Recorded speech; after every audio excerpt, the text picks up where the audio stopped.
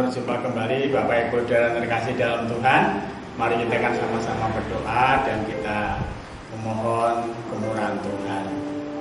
Segala puji hormat dan syukur kami naikkan ke hadapan Tuhan, Allah yang menjadikan langit dan bumi. Kami mengucap syukur, kasih dan anugerah-Mu terus menyertai kami. Kami mau belajar dengan kebenaran firman-Mu Bapa. Berikan pewahyuan-Mu kepada setiap kami, supaya kami layak dan berkenan di hadapan-Mu. Di dalam nama Tuhan Yesus, haleluya. Amin. Baik Bapak Ibu Saudara yang terkasih dalam Tuhan, untuk kesempatan ini kita akan kembali belajar dengan firman Tuhan. Kita akan belajar dengan firman Tuhan dengan satu tema, carilah perkara yang di atas. Carilah perkara yang di atas. Dengan pembacaan di dalam kitab Kolose pasal yang ketiga ayat 1 sampai dengan ayat yang keempat. Firman Tuhan mengatakan demikian. Karena itu, kalau kamu dibangkitkan bersama dengan Kristus, carilah perkara yang di atas, di mana Kristus ada duduk di sebelah kanan Allah. Pikirkanlah perkara yang di atas, bukan yang di bumi. Sebab kamu telah mati, dan hidupmu tersembunyi bersama dengan Kristus di dalam Allah. Apabila Kristus yang adalah hidup kita menyatakan diri kelak, kamu pun akan menyatakan diri bersama-sama dengan Dia dalam kemuliaan. Puji Tuhan, Bapak Ibu Saudara yang terkasih dalam Tuhan. Paulus menasihatkan kepada jemaat di Kolose bahwa jemaat di Kolose yang telah mati bersama dengan Kristus dan telah menyalibkan dirinya bersama dengan Kristus, dikatakan, kalau kamu dibangkitkan bersama dengan Kristus, cari perkara-perkara yang di atas, di mana Kristus ada duduk di sebelah kanan Allah. Kristus duduk di sebelah kanan Allah adalah wujud tanda kemenangan. Di dalam Mazmur pasal 110 ayat 1 mengatakan, duduklah di bawah kakiku, sampai kau buat musuh-musuhmu menjadi tumpuan kakimu. Saudara yang terkasih di dalam Tuhan, mencari perkara-perkara yang di atas, di mana Kristus ada duduk di sebelah kanan Allah. Artinya bahwa kita harus sebagai orang percaya, sebagai orang yang beriman, hendaknya selalu berfokus mengarahkan pikirannya, pandangannya, wawasannya, tujuannya kepada yang di atas, bukan yang di bumi. Ya, dikatakan dalam ayat yang ketiga, pikirkanlah perkara yang di atas, bukan yang di bumi. Bapak Ibu Saudara, kita sebagai orang percaya, kita harus melatih pikiran kita, mendidik, mengarahkan pikiran kita, membentuk dan mendesain pikiran kita sedemikian rupa, bisa berpikir perkara-perkara yang di atas. Mengapa kita harus berpikir dengan perkara-perkara yang di atas? Alkitab mengatakan dengan jelas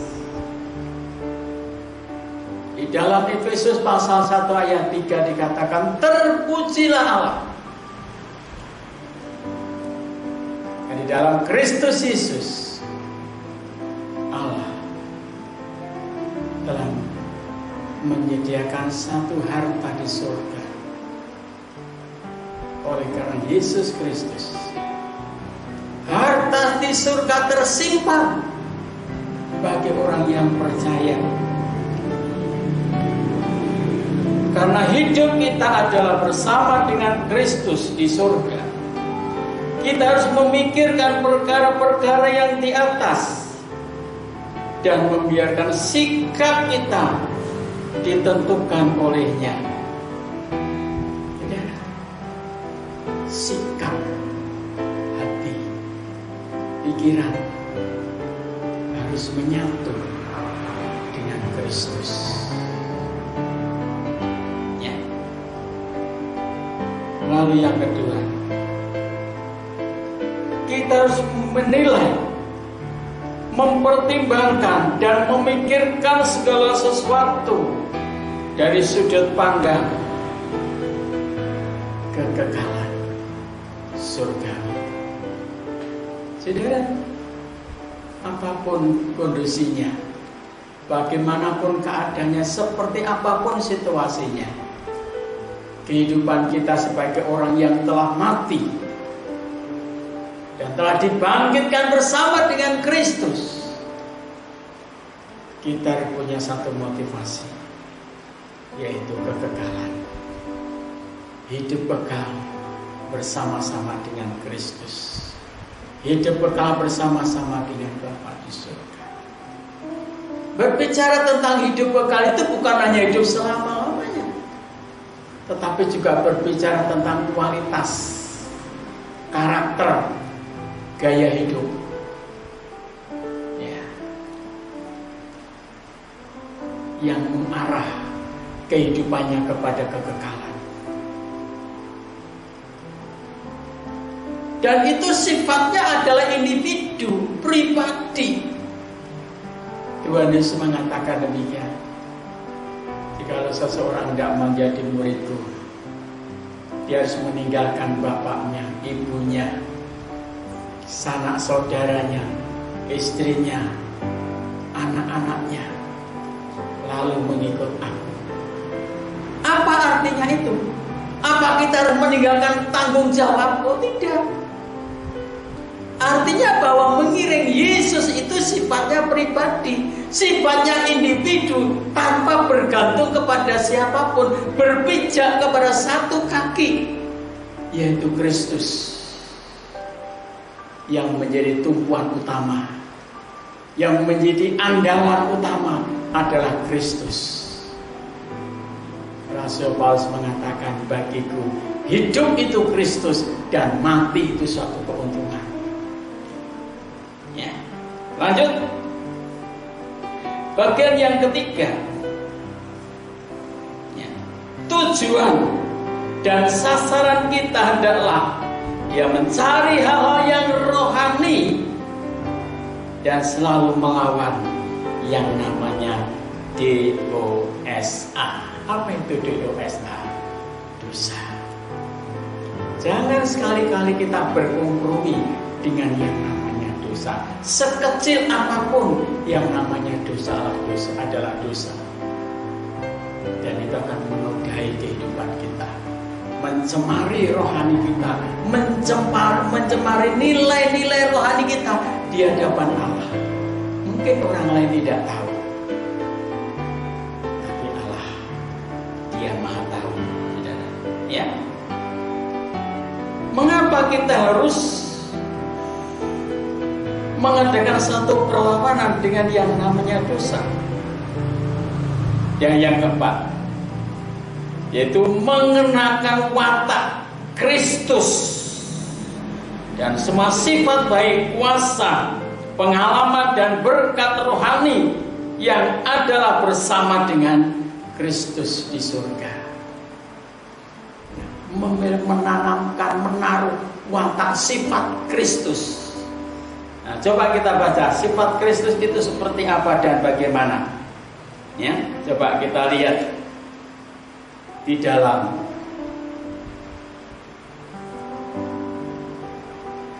ayat yang ke-14 dikatakan, ya. Dan di atas semuanya itu kenakanlah kasih, sebagai pengikat yang mempersatukan dan menyempurnakan. Hendaklah damai sejahtera Kristus memerintah di dalam hatimu. Karena untuk itulah kamu telah dipanggil menjadi satu tubuh, dan bersyukurlah. Damai sejahtera Allah memerintah hati dan pikiran kita. Diperintah kemana? Untuk memikirkan perkara-perkara yang di atas, di mana Kristus ada duduk di sebelah kanan. Ada orang sudah dibangkitkan oleh Kristus, dibangkitkan oleh Allah. Seyogianya lah, dan selayaknya lah, dan seharusnya lah kita selalu berpikir tentang surga, selalu berpikir tentang hidup kekal, selalu berpikir tentang keselamatan. Itu lebih utama daripada yang lainnya. Bapak Ibu Saudara yang terkasih dalam Tuhan, apakah kita tidak boleh memikirkan punya barang-barang yang ada di dalam dunia? Sangat boleh. Saudara punya mobil mewah boleh, mobil bagus boleh, punya rumah mewah boleh, rumah bagus boleh, apa saja boleh, memiliki semua apa yang ada dalam dunia ini. Tetapi satu hal, hati, pikiran tetap fokus kepada Allah. Itu hanya fasilitas sementara, itu hanya bunga rumput, sebentar lagi akan layu, sebentar lagi akan gugur. Kalau sebentar lagi layu gugur, mau buat apa? Saudara, Tuhan berkata, apalah gunanya suka memiliki harta seluruh dunia ini, tetapi jiwa binasa. Tuhan rindu kepada setiap kita. Mari kita belajar untuk mencari perkara-perkara yang di atas, di mana Kristus ada duduk di sebelah kanan Allah. Karena kita sudah ditebus oleh darahnya, kita sudah menjadi miliknya, menjadi anak-anaknya. Selayaknya kita berpikir dengan perkara-perkara yang di atas. Tuhan memberkati kita. Mari kita sama-sama berdoa dan kita mengucap syukur. Segala puji hormat dan syukur kami naikkan di hadapan-Mu ya Tuhan. Kebenaran firman-Mu yang sudah kami tangkap, kami dengar, kami percaya Tuhan. Kebenaran firman akan menolong kami dan memampukan kami untuk berpikir dengan perkara-perkara yang di atas, di mana Kristus ada duduk di sebelah kanan Allah.